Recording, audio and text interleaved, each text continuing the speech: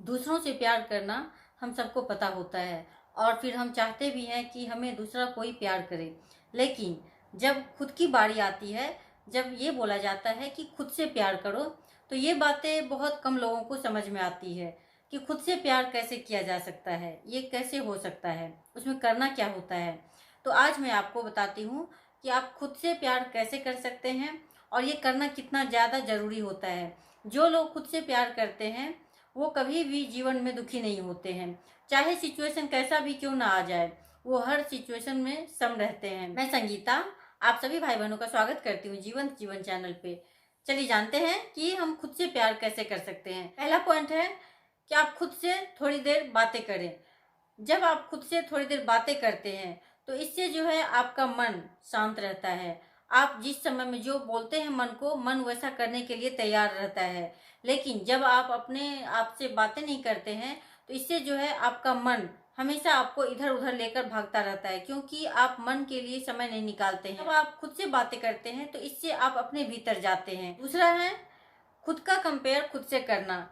जब आप किसी और के साथ में अपना कंपेयर करते हैं तो इससे क्या होता है कि आप दुखी होते हैं, क्योंकि इस दुनिया में एक ही तरह के लोग हो नहीं सकते हैं, अलग अलग तरह के लोग हैं और उन सभी के भीतर अलग अलग तरह की क्वालिटीज भी है। तो आप किससे किससे अपने कंपेयर करते जाएंगे। तो सबसे अच्छा है कि आप खुद के साथ में खुद का कंपेयर कीजिए। इससे क्या होगा कि आप अपनी कमी को ढूंढ पाएंगे। दूसरा पॉइंट है वो है ना बोलना। ना बोलना बहुत ही मुश्किल होता है, क्योंकि कई बार ऐसा होता है कि आप चाहते तो हैं कि ना बोले, लेकिन सामने वाले को आप मना नहीं कर पाते हैं और जबरदस्ती वो काम को करने के लिए राजी हो जाते हैं।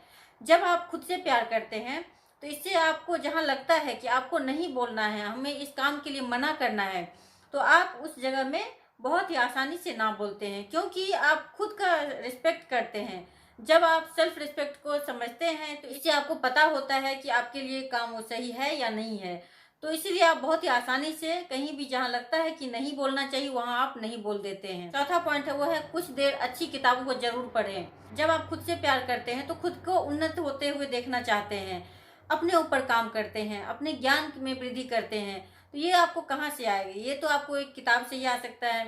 तो जब आप अच्छी अच्छी किताबों को थोड़ी देर पढ़ेंगे तो उससे आपको नॉलेज जो है बढ़ता चला जाएगा और आपके भीतर आत्मविश्वास भी बढ़ता जाएगा। व्यक्ति के पास में नॉलेज होता है वही व्यक्ति दूसरों से अलग नजर आता है, आप भीड़ का एक हिस्सा नहीं बनते हैं। तो इसीलिए अच्छी किताबों को आप प्रत्येक दिन जरूर पढ़िए।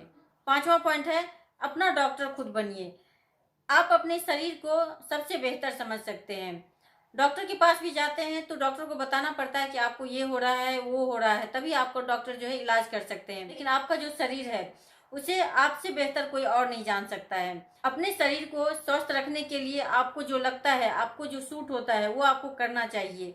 इसमें कभी भी कोई कंप्रोमाइज नहीं करना चाहिए। छठा पॉइंट है वो है खुद को तराशें। देखिए हर इंसान के भीतर बहुत सारी क्वालिटीज होती है। आपके भीतर जो भी विशेषताएं हैं उसे आप खूब अच्छी तरह से तराशिए। आप अपने आप को जितने ही ज्यादा तराशेंगे आपकी वैल्यू उतनी ही ज्यादा होगी। जब आप खुद को तराशते हैं तो दुनिया भी आपको ढूंढती है, और अगर आप खुद को तराशते नहीं हैं तो फिर दुनिया भी आपको भूल जाती है।